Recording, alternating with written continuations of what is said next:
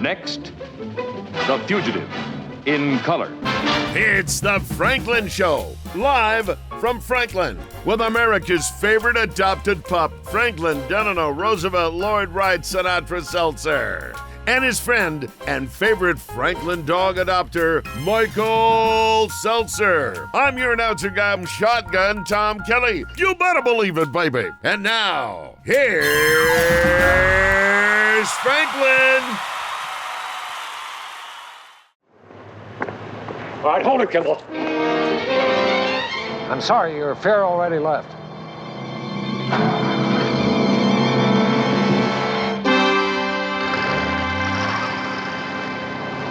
Come on. Hands behind you. Gerard, for the first time, I feel I'm really close to something. It had to happen someday. You knew that. I'm sorry. You just ran out of time.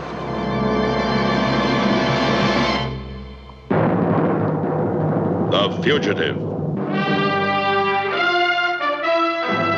A QM production. Starring David Janssen as Dr. Richard Kimball, an innocent victim of blind justice, falsely convicted for the murder of his wife.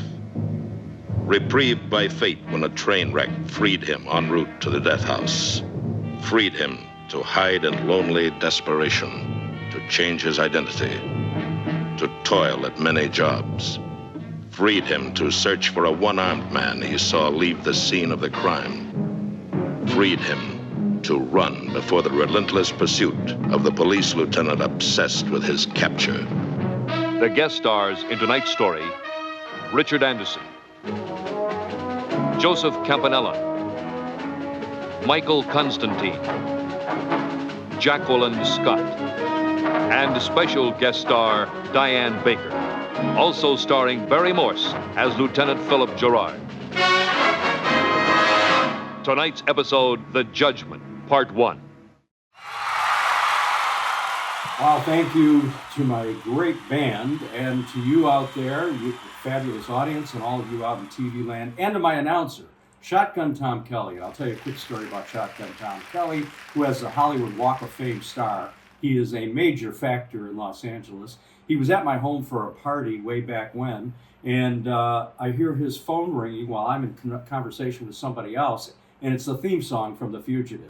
So we immediately realized we had something else in common. So thank you, Shotgun. Now, the clip that you just saw, August 29th, 1967, was viewed by 72% of America. Those kind of numbers cannot be had today. And that was a record held until 1980 in the Who Shot JR episode of Dallas. The story was the climax of The Fugitive, a 4-year climax to a series that was beloved by people who were watching David Janssen as Dr. Richard Kimball in search of the man he believed killed his wife and pursued by the police lieutenant obsessed with his capture, Barry Morse. We're going to talk about all of that with a special panel of guests on this very special edition of The Fugitives on The Franklin Show, coming up right after these. For decades, I've taught you everything I know. But only you can prevent wildfires.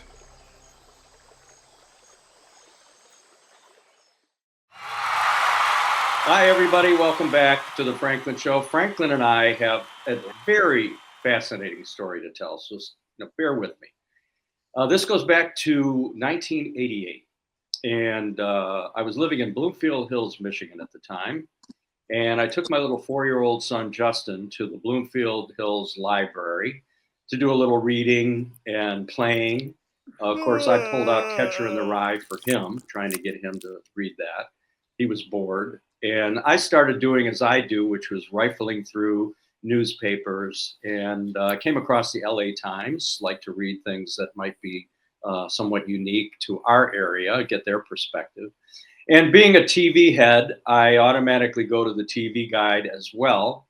And I'm flipping through the TV Guide in 1988, and I see one of my all-time favorite TV shows, The Fugitive, is airing on an independent station in Los Angeles, KDOC. at 10 o'clock weeknights. And I say to myself, God, I wish I was in Los Angeles. I haven't seen this show in decades, and I loved it. And then I'm reading the letters to the editor because I do stuff like that. And there's a story or a letter from a fella named Kevin in Anaheim, California. And he's raving about his favorite show, The Dick Van Dyke Show, which is also one of my favorites. The Dick Van Dyke Show happens to air on the very same station, KDOC, in Los Angeles at 9:30, just before The Fugitive. So I'm thinking to myself, wonder if I can get a hold of this guy. This is how I think, right? So I go to the phone book, which back in those days, you could actually find people's names, phone numbers, addresses, and it wasn't like a big, issue trying to do that. And I find this Kevin, I won't mention his last name here, in Anaheim, California. And I think to myself, I'm going to give this guy a call. So me being me, I call him up. I introduce myself with a story that's basically what I just described. I'm sitting around with my little boy at the library. I'm reading the LA Times. I come across your little letter about your favorite show, The Dick Van Dyke Show. And he's warming up to me. Okay, sounds like a normal, kind of normal guy. And I said, but the show that follows that is my all-time favorite, and I haven't seen it in decades. And God, I would love to see it. And he goes, yeah, The Fugitive. Yeah, that's a great show. I said, so I got an idea, and I wonder if you would consider it. I says, if I send you a carton of VHS tapes, which are tapes that you can record 4 hours of programming on, and I send you a case, would you consider taping the show every night?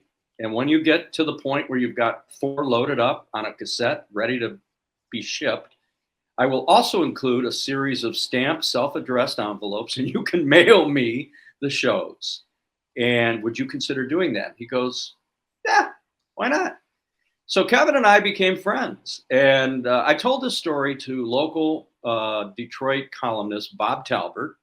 Most of us in the Michigan area know and remember him well. He wrote a daily column, and Bob was enthralled with the story, wanted to have a picture of me and Kevin. And he wrote the story in his column, and it went all over, not only just Detroit, it went over the AP, Associated Press. And so we had this notoriety, and I began collecting all the episodes of The Fugitive. One of my guests today is a fellow by the name of Bob Berger. And Bob came across the article through the Associated Press, and he too was a Fugitive fan. And he reached out to me, and we met. He lives in Chicago. And long story short, Bob will tell it when we get him on the air. Bob and I had the good fortune of going out to London, Canada, Toronto, Canada, actually, to meet Barry Morse, who played Lieutenant Gerard on the TV series. How that happened was simply this. I wrote a letter to the agent representing Barry Morse. I was in the media business. I knew how to get a hold of people. Said, I'm a big fan of The Fugitive. I would love an opportunity to meet Barry. I know he's in Canada performing a play called Merely Players. And lo and behold, I get a phone call back from this talent agency, Noble Talent. And they said, Mr. Morse has agreed to meet with you. And we have a date and a time. And lo and behold, Bob Berger and I got on the train, or flew, I'm not sure which. He from Chicago, me from Detroit. We went out and met Barry Morse. So that's that story. And there's so many of these stories. But I want to introduce some of the people that are part of this crazy group of what I call the Fugitives. And so I'd like to bring out the commander, if you will, who started the Fugitives convention. And he is here, and he's dialing in from San Antonio, Texas. Ladies and gentlemen, T-Bob, Texas Bob Reinhardt. Welcome to the Franklin Show. Are you there, T-Bob? Thank you, Michael. Yes, sir. Yes, sir. Thank you for having me. Thanks for having me. Glad to be here. Being here. So Bob, now I see Bob Berger coming on. So I'm gonna wait. I'm gonna drift over to Bob Berger because I know I just told the whole story, Bob, of you and I meeting, and how you reached out to me after seeing the article in the newspaper about my collecting The Fugitive, and how you and I then went out and met with Barry Morse. So why don't you... Mike, I mean, I know you tell that story to everybody, but you know that in reality, we met when I rescued you in a bar fight in Tijuana. Well, I was hoping not to go into that, but yes, go ahead. Tell your version of the story, and then we'll continue this interview. Go ahead. All right. Well, Mike was in this game. Well, never mind. First of all, I'm going to start by saying my participation in this is in a hospital lobby, so I'm going to have to try to be quiet a little bit. Mike was generous enough after I contacted him via seeing the article to include me in his efforts to get a meeting with Barry Morse. Mike did all the work and the heavy lifting. I was along for the ride, and it was very generous of him to do that. We went to Toronto together, and to our great shock, we met with Barry Morse in Telfer's restaurant on Yonge Street in Toronto. To my complete shock, in the first 5 or 6 seconds of the luncheon, he had a British accent. And I said, Barry, you have a British accent. Had one all my life, he said. I said, but you played an American police detective on television. And he said, well, it's this wonderful thing we call acting. And and then it turned out, if anything, Barry Morse was the anti-Gerard in person. It was a tribute to how great of an actor he really was. He was like an aging hippie, friendly, nice, could not have been less impressed with his status as an internationally recognized actor. The nicest man you would want, unlike the uptight, very society wired Gerard. He was clearly anti-religious, very anti-materialist, and just a generally relaxed and very nice guy. And he told us a bunch of anecdotes, and I think we're all in a bit of shock just to be with him and how normal and uncelebrity-like that he was. He said several things that stuck out, but one thing that absolutely stuck out with me, perhaps the most, was he said, there's nothing really new in acting. We're doing the same thing that Greek actors and Roman actors and others well before them did on stage. He said, we're all shoplifters. He said, but the advice I give to young actors is, if you're going to be a good shoplifter and you go out on a shoplifting expedition, shoplift from Cartier and not from Woolworths. it was just quite a bit of insight. And he said something else that stuck with me when he noticed it. He said, these small things in life that change the complete direction of where our life is going and how we're going to live. He happened to have asthma as a child, and that stopped him from an entry into the British Army. A friend told him about an acting scholarship. Would he be interested?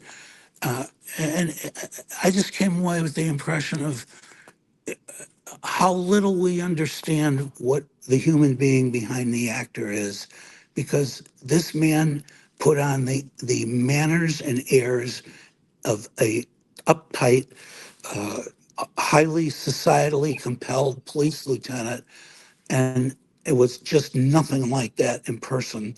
And I guess the last thing I'd say in answer to Mike's question of how this started for me was, I told Barry that, and he insisted we call him Barry. I mean, I was sort of prepared to call him a minor deity, but he just he just seemed like the kind of person you would never know had achieved what he'd achieved in life. He deeply loved his wife, Sidney Sturgis, and I was impressed with his acting, really, and that of Janssen particularly as well. The subtle nuance that by voice, by look, by inflection, that either of these men could do on a screen, and they didn't have to say words.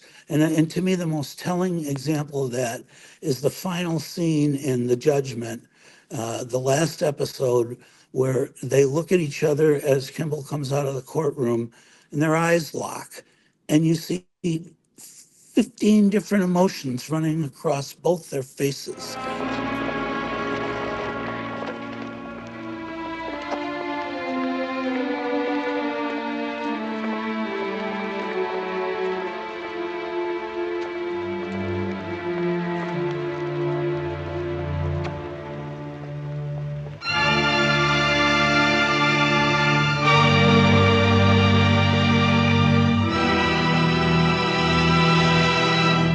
It's just amazing to me. We all try to communicate. Words are usually the way that most of us try to communicate, but these people didn't need words. They were that good.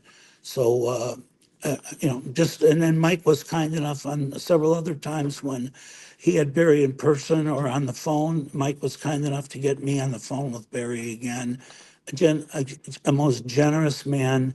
Uh, in his ability to relate to those of us who don't have that same celebrity status. And, again, last comment on this, like I said, I was along for the ride. Mike did the heavy lifting here, and I will always be grateful for an experience that I found one of the greatest things I've ever had in my life.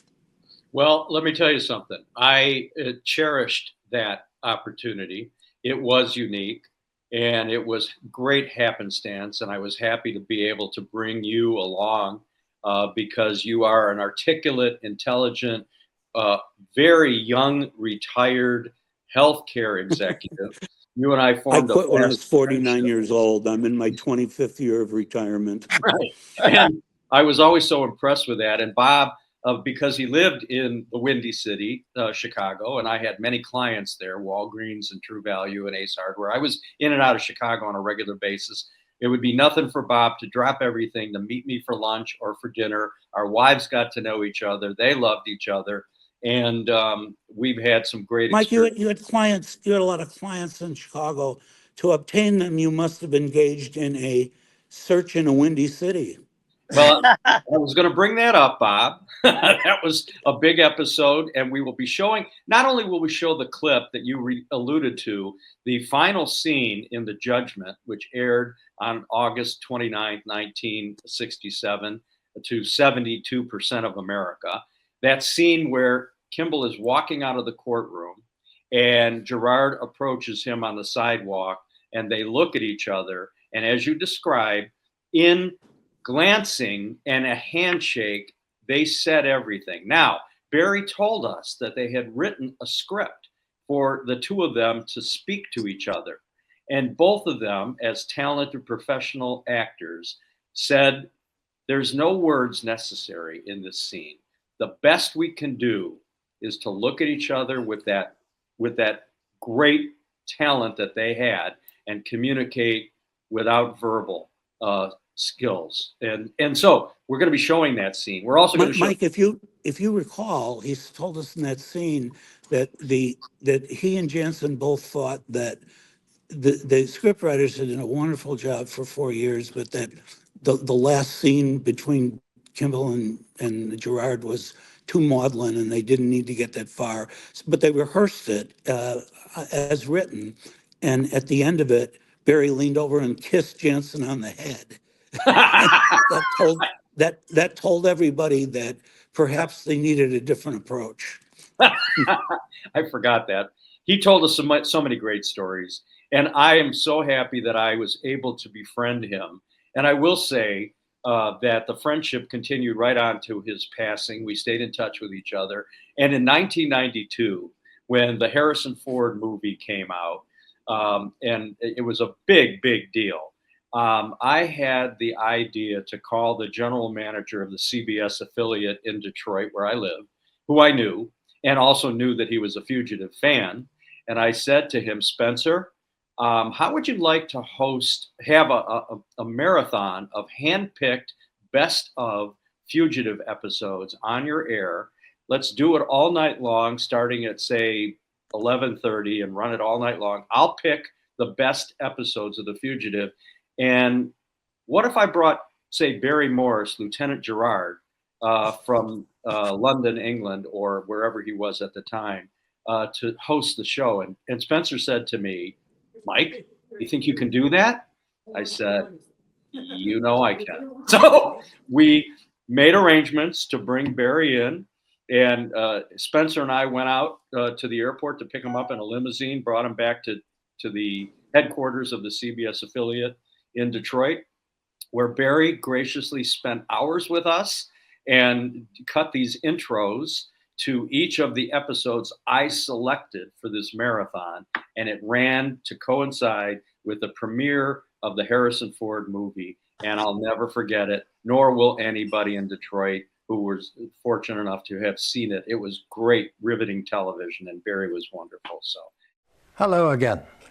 My name's Barry Morse, otherwise known as Lieutenant Phillip Gerard of The Fugitive, bringing you introductions to these home videos. And this is Volume 3.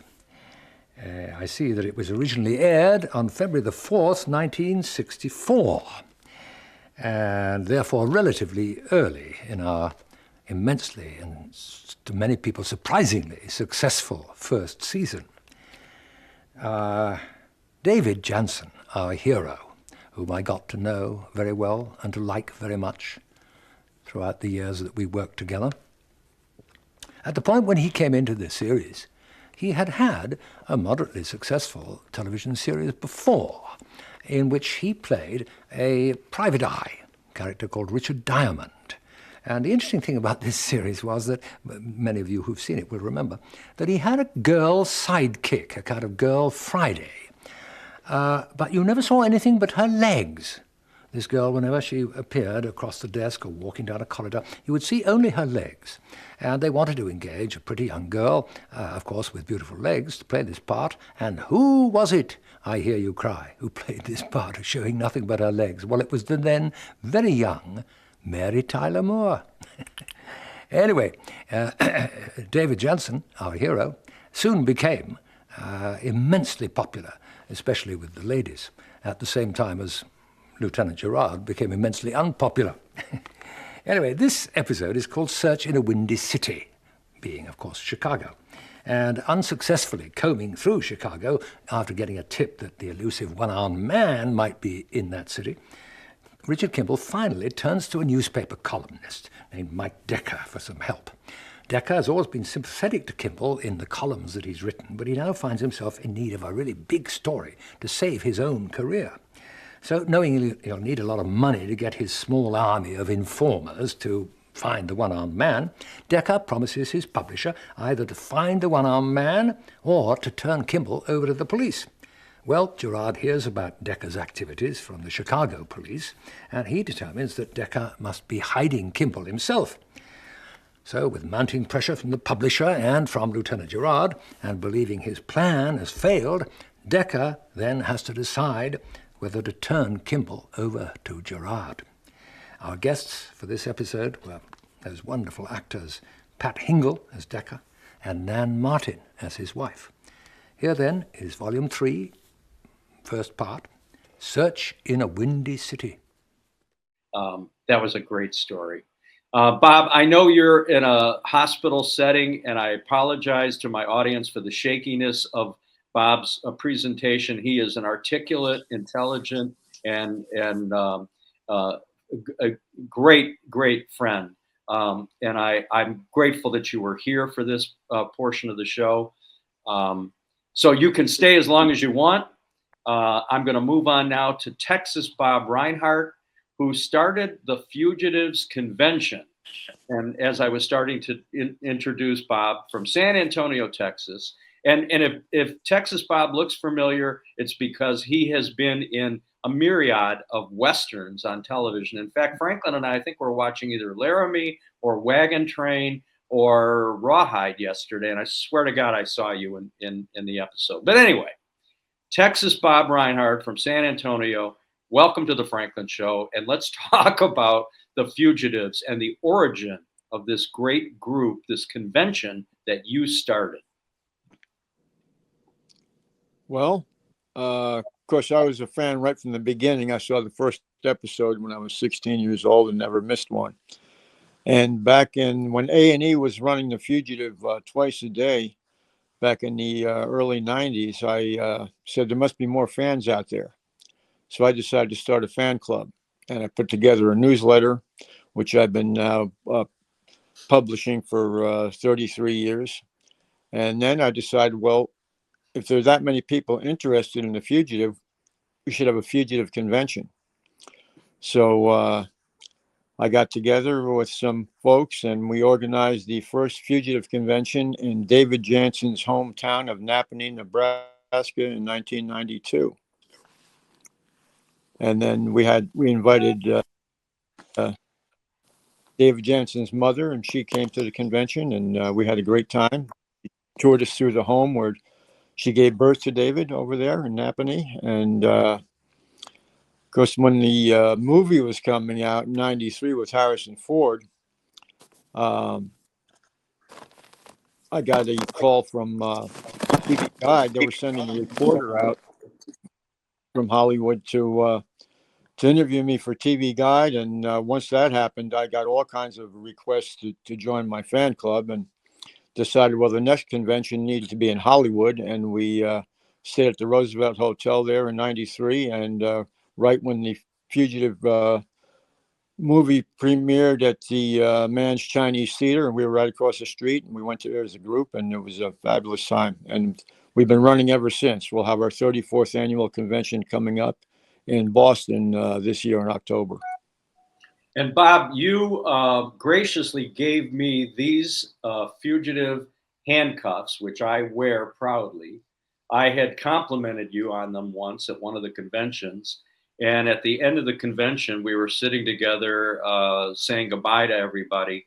And you handed them to me under the table and said, "These are yours." And I'm like, "Come on, man, you can't give these to me. You've been wearing these since 1992. He said, Yeah. "Well, I appreciate you so much for all the things that you've done and said and been a part of, that I wanted you to have them." So I'm truly humbled by that, and I wear them proudly. But over the years, Bob, tell me some of the guests that showed up that were part of the show, that were instrumental in The Fugitive. I know you've met so many of the original members of the team that produced The Fugitive. Let's talk about that. Well, of course, at the second convention in Hollywood, I was fortunate enough to have The Fugitive's creator, Roy Huggins, and his wife attended the convention. We had a lot of the guest stars, Joseph Campanella, Jacqueline Scott, who played Donna Taft, Kimball's sister. We had producer Alan Armour, George Eckstein. I can't remember now how many we had. A bunch of people there. We had wardrobe people. We had set designers. We had. Well, I mean, just to have had Roy Huggins, for instance. I mean, come on, man. I mean, the guy is a genius. He created The Fugitive and numbers of other programs. I'm going to be speaking to Ed Robertson later in the show, who wrote The Fugitive Recaptured, a book that chronicled every of the 120 episodes of The Fugitive. And of course, he has interviewed on his radio program numbers of members of the former Fugitive group and has great stories to tell about that. But I mean, meeting Jacqueline Scott, for instance, who just recently passed away. I'd never had the opportunity to meet her. She played Richard Kimball's sister. There were some incredibly emotional, moving scenes with her and David Janssen. And I mean, I'm just in awe of any of you that had the opportunity to meet her, as well as numbers of others that were instrumental in the series. It was truly an amazing television program. And for this reason, in my opinion, the character, you had so much sympathy for him. David Janssen was a genius actor. I mean, he did everything, and he did everything differently. He was Richard Diamond. private detective for 3 years prior to The Fugitive. Then he did The Fugitive for 4 years. Then he did an incredible show called Harry O, which is a show that should have run for years, but didn't. It's currently airing on MeTV as well, The Fugitive. And it's truly a tremendous show in the style of the Rockford Files, the character that he had created. He was a great actor, and we sadly lost him in 1980. I'll never forget that, when he died suddenly at the age of 49 years old. So none of us ever had the opportunity to meet him, and that troubles me to this day. What an amazing talent David Janssen was, and there's so many fan clubs, Facebook pages. And speaking of Facebook pages, we have with us another great guest, Joyce Andrews from the beautiful city of San Diego, California. And Joyce calls herself Donna Taft, which was the character that Jacqueline Scott played in The Fugitive, and is known to most of us as Donna Taft. But Joyce, you started the Facebook page for The Fugitives, yes? No, actually, it was a man named Lou. I forget his last name. He's since passed away, and he and Becky it's a public, Facebook page. And when I got on Facebook, I, being me, searched for The Fugitives, or fans or David Janssen. And that one popped up. It's a public one and probably has the most people, over 15,000 people now, technically come and go. And because I would answer, or post or, post comments, Becky and this Lou asked if I would be interested in being another admin or a moderator. And at first I said, no, not really. I just enjoy kind of, helping out whenever I can. So then they came and asked me again. So I said, well, okay, I'll be a moderator. And then Lou, he was getting older, and he and Becky also had other fan sites. Like Becky has John Denver and the Andy Griffith Show. So to help her, I said, okay, I'll be a co-admin and moderator. So I've been doing that now, for several years, it seems. You do a great job, because there are an awful lot of posts. I mean, every day somebody posts something about The Fugitive. Now, it helps that the show continues to air now for a decade on MeTV. Yes. I mean, we know the history of this show was when it concluded in 1967, and everybody understood that Kimball was innocent, which he claimed throughout the years. There was a big debate at ABC about concluding the show. They were originally going to just cancel the show because David Janssen had said, even though they were throwing a ton of money at him for a 5th season, he was exhausted. It showed. He was in almost every scene. It was a very physical show because it moved around the country. And supposedly Kimball was in all these, tireless environments where he was not only trying to work and make a few dollars, he was trying to elude being arrested by the police, and also trying to find the man who killed his wife. So he was in almost every scene. And by the time the 4th season came around, and it was 120 episodes in, he was aching and he was exhausted, and he had been smoking too much, and he just couldn't do another season. So the show ended. And initially, the story goes, they were just going to let it end with no conclusion. And Leonard Goldenson, who was the president, I think, of ABC, had decided that the fans needed to have some sort of a climax, some sort of a conclusion. And in the late summer of 1967, in August, just before the start of the new fall season, they decided to put this 2-part episode called The Judgment on the air on August 22nd and August 29th. And that concluded the show and showed that Kimball was indeed innocent. He was not making up this story about a one-armed man. I won't describe the resolution to the show, but everybody who knows it knows it. And then it virtually vanished. It was no longer a show that they felt could be syndicated with the same level of interest.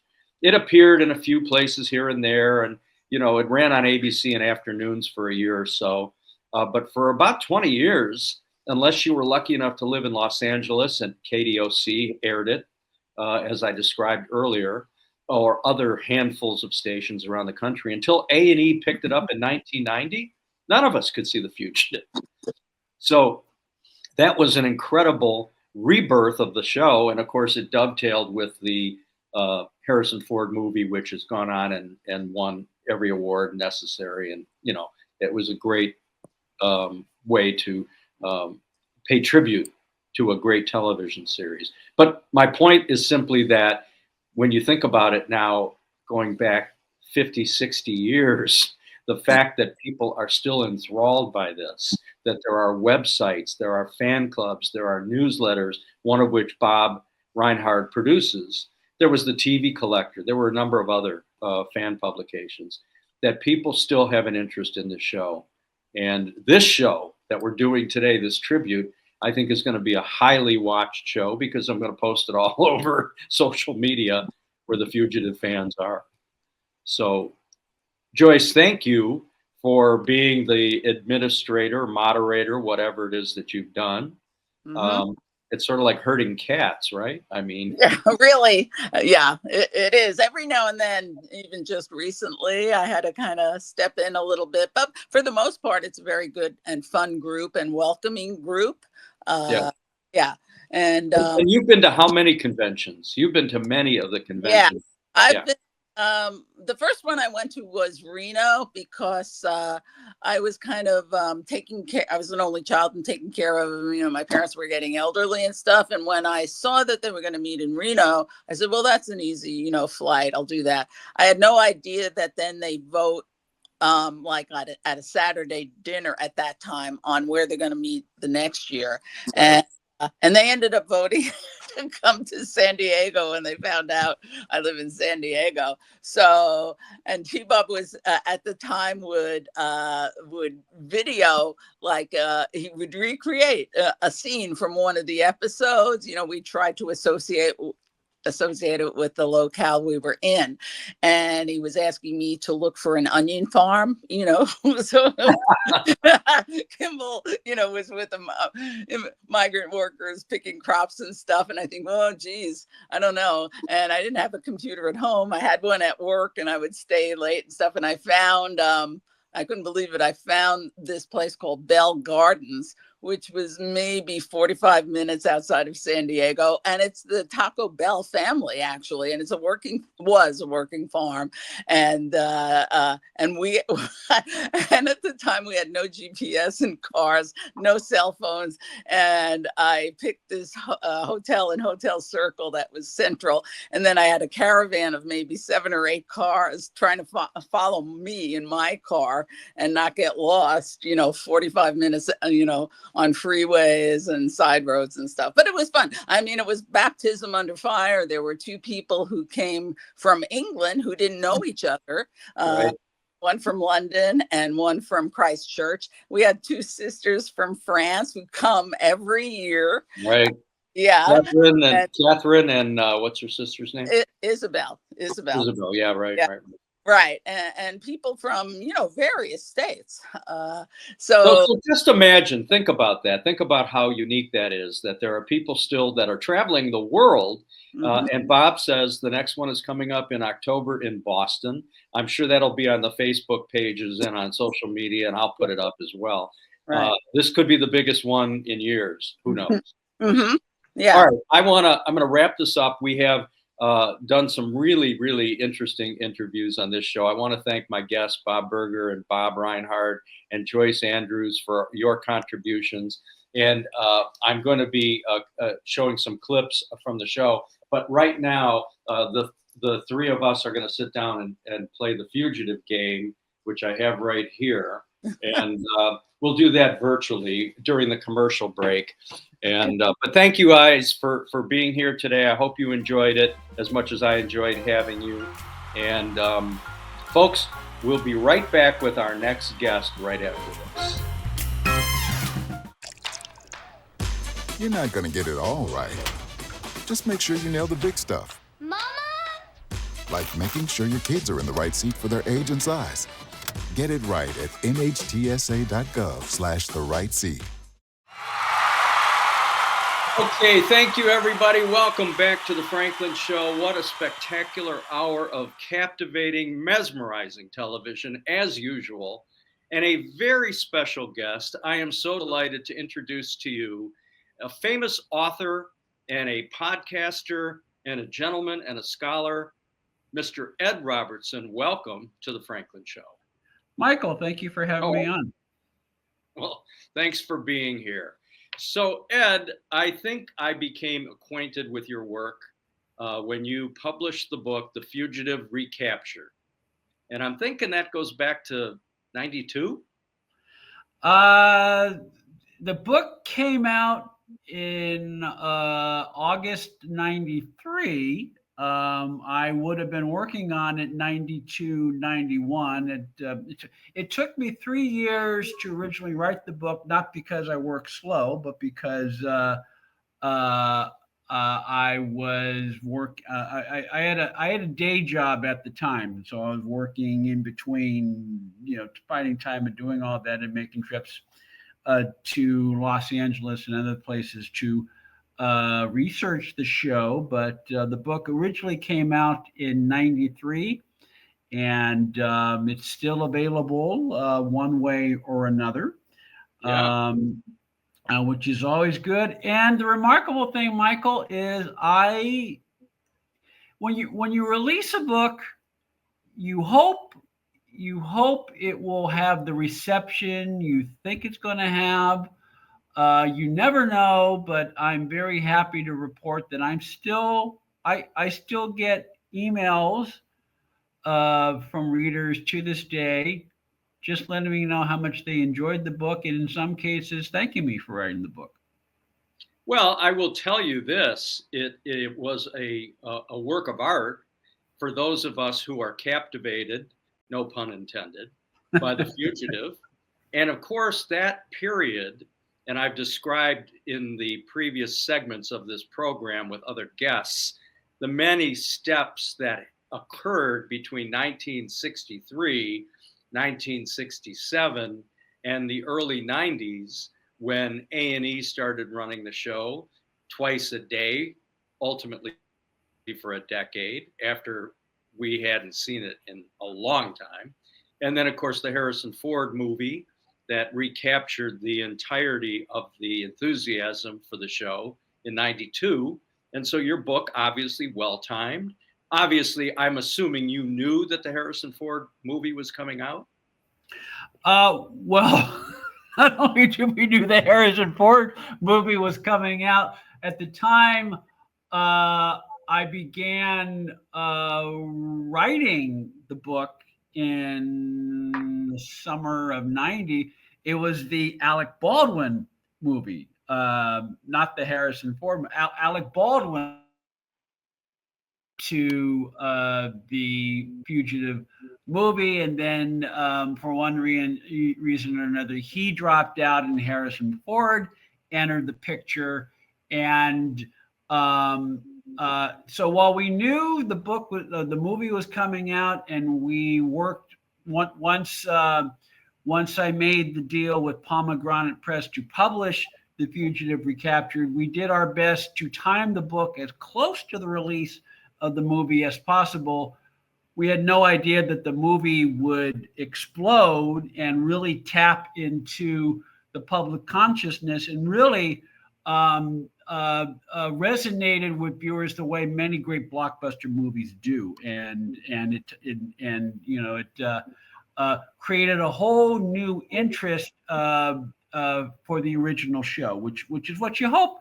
Which is what you hope a movie will do. I mean, any good story is worth retelling, so long as it's true to the concept and the characters. And while you can't redo the series in 2 hours and change, which is what the length of the movie was, so long as it captures the essence of the original series and does it in a way that, you know, connects with new viewers while also drawing people back to the original source material.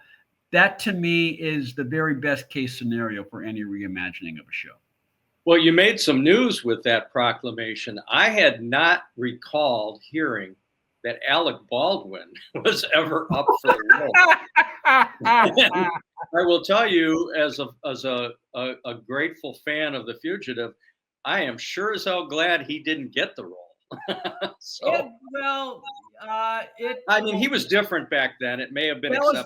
Not only was he different back then, that was Alec Baldwin when he's mostly known as a dramatic actor.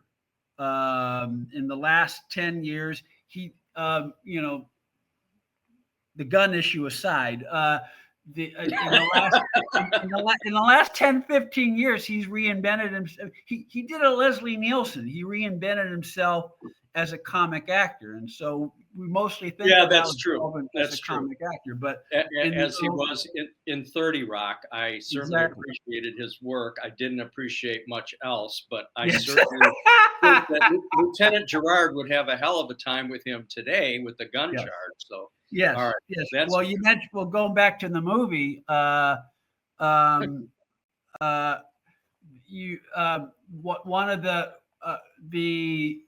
of the great lines of the Harrison Ford movie is when Tommy Lee Jones Tommy Lee Jones captures or he corners Kimball at the end of this, you know, sewage system leading onto Niagara Falls, and Harrison Ford says, "I didn't kill my wife," and Tommy Lee Jones says, "I don't care.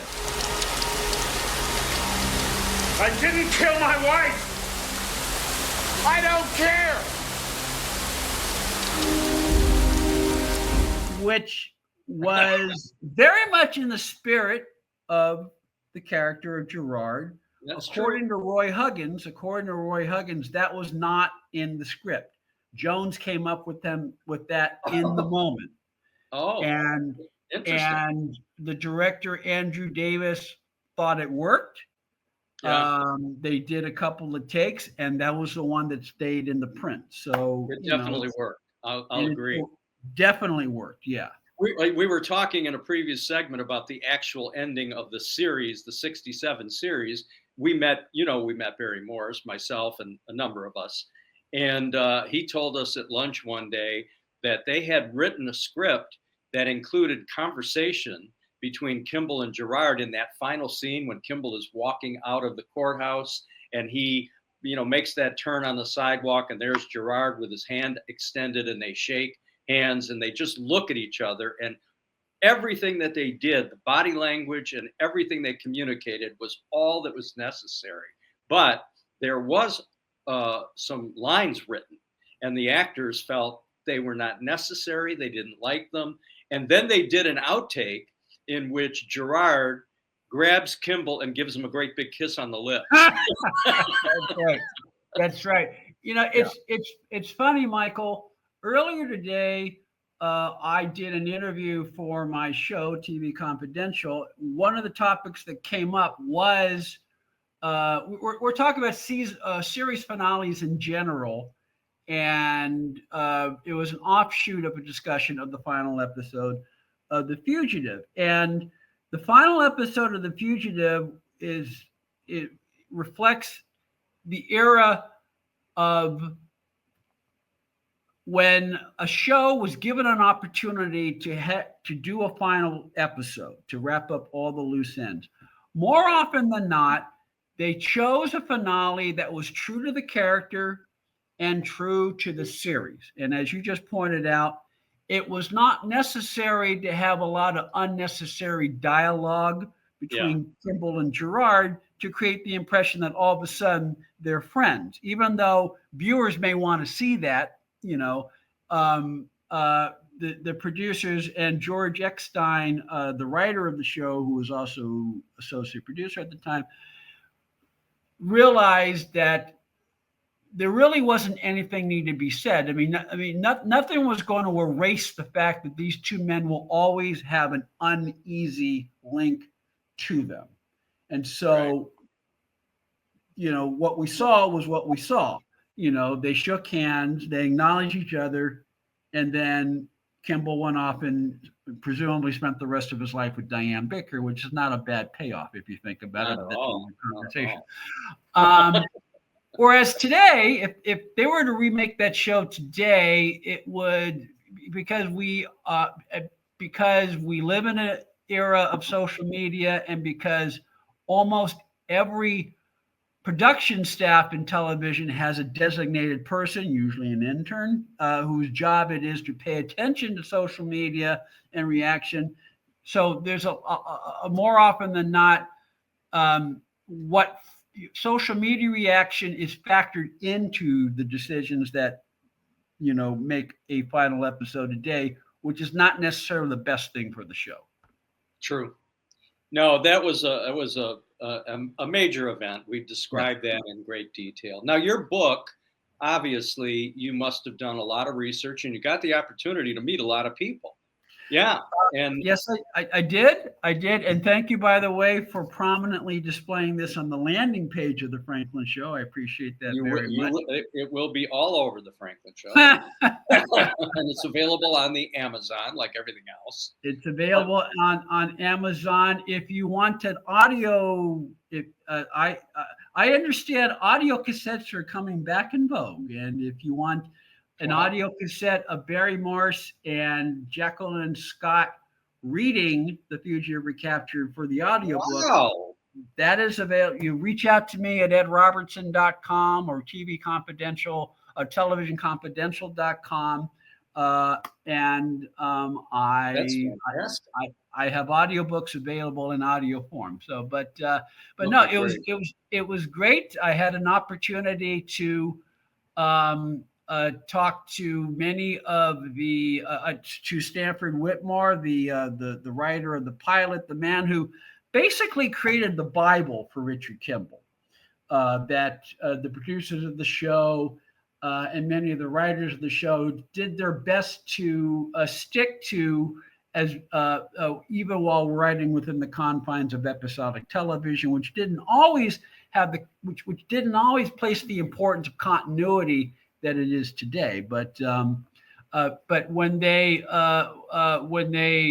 particularly when Jacqueline Scott would do her appearances, once or twice a year, they did their best to, follow certain things as to what was established about Kimball's family, what was established about Gerard. Yes, Gerard had quote unquote 3 wives.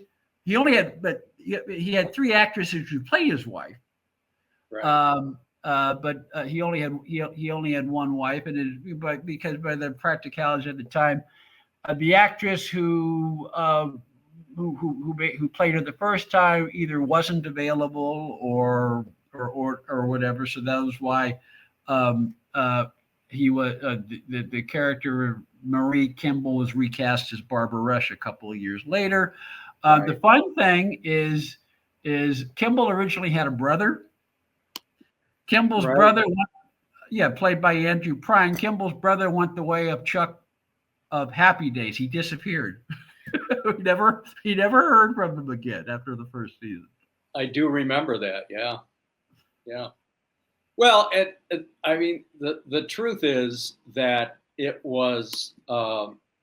There were many great performances by many great actors in that show, and they're still as exciting today as they were back in the 60s, and as popular today as they were back in the 60s, maybe even more so. I don't know. So it's still available. It's I believe one of the cable channels still shows it on the weekend. I think MeTV has been showing it for a decade. And now, Ed, after The Fugitive on MeTV every Sunday night, they are presenting Harry O, which was another outstanding David Janssen performance. And Yes, in the vein of Rockford Files, which I know you've written a book about the Rockford Files, yeah? And speaking of Harry O, I have a new book out called Men of Action. It's available Amazon.com, cuttingedgebooks.com. It takes a look at 4 shows that each in their own way help contribute to the landscape of television as we know it today. One of the shows I take a look at in Men of Action is Harry O. Wow. Well, I'll tell you, I want to get my hands on that because Harry O is also just an unbelievably well-produced, well-acted show. It was Janssen's final television performance, and he was obviously disappointed when it was canceled after 2 years. It could have gone on. His final performance as the lead of a television series. He did. Correct. He did other movies, and he did other movies, and he did a mini series as well. And Centennial. Yes, and Centennial. That's right. And the 11 episodes they filmed in San Diego were almost like a novel made for television. In many ways, it took an HBO approach to episodic series television 15, 20 years before HBO started doing that. So it was ahead of its time. Men of Action, we cover Harry O in great detail. And for that book, as well as my current book, the FBI Dossier, deep dive into Quinn Martin Productions, talk to many of the people behind the scenes of the FBI, many of the guest stars, and gives you an understanding of how Quinn Martin Productions operate and why Quinn Martin was one of the great purveyors of American dramatic television. Franklin agrees. Yes. Franklin agrees. Sorry about that. Boy, that's okay. We've had a lot of cameo appearances of animal friends on my shows. So let me ask you a question. Did you ever get to meet Quinn Martin? Never got to meet Quinn Martin. Quinn passed in '87. I was still in college at the time. Yeah. Quinn Martin shows were part of the soundtrack on my life, so to speak, because at one point, what a body of work. Oh no, Gary Lockwood once he put this very well. I talked to him for the FBI Dossier, but he said the great thing for an actor is if you got on the radar of either Quinn Martin or the casting people of Quinn Martin Productions, particularly in the early 70s when Martin had more than one show. At one point, Martin had five shows on network television. So if you were an actor, whether you were a lead actor like a Gary Marshall or a character actor like a Vaughn Taylor, guy who always seemed to play people in their 70s, even though he was only 50. But he looked older than he did. But he had a nice, run of work. Whether you're a character actor or a lead actor, if you got in the Quinn Martin casting people's radar, that meant you had at least 5 or 6 roles every year that you can count on. Yeah. Which not every actor, can say. And so, Quinn Martin was the producer of Cannon, Streets of San Francisco, Barnaby Jones, The New Breed with Leslie Nielsen. Leslie Nielsen, which was his first show as an independent producer. He did The Invaders with Roy Thinnes. Oh, right. Right. Many others. A lot of movies of the week. He did Dan August. The pilot with Dan August had Christopher George. For Christopher George had a choice in that he made. Linda Day George told me this.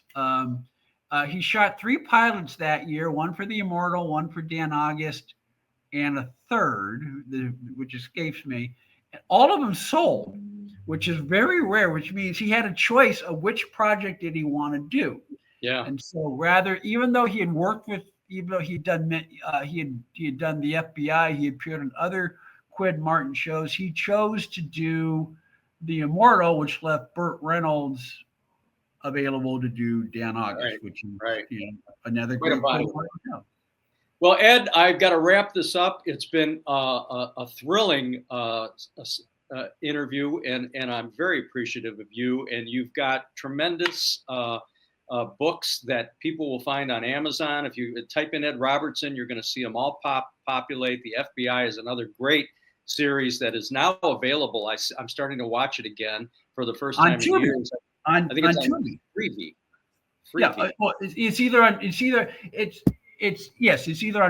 on Freevee. It used to be on Tubi. It's now on Freevee. It's available. On demand. Great. Yeah, for free. Yeah. Great show. So thank you. And also the TV Collector, which is your daily or weekly podcast. TV Confidential, not to be confused with There was a publication called the TV Collector, which was one of the things I got an invaluable source material when I originally wrote The Fugitive Recaptured. But it's all part of.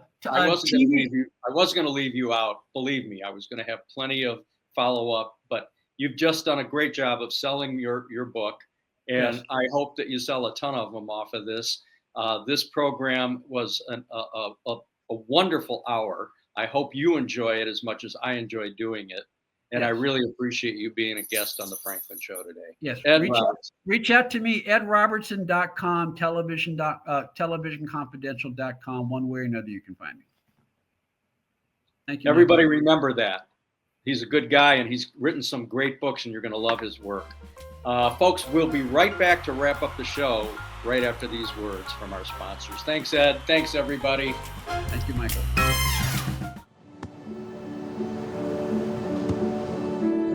I don't remember how it started. Go to that. Our back and forth. It always came back. Dad! You probably don't remember what you told me. That was perfect. But I heard every word.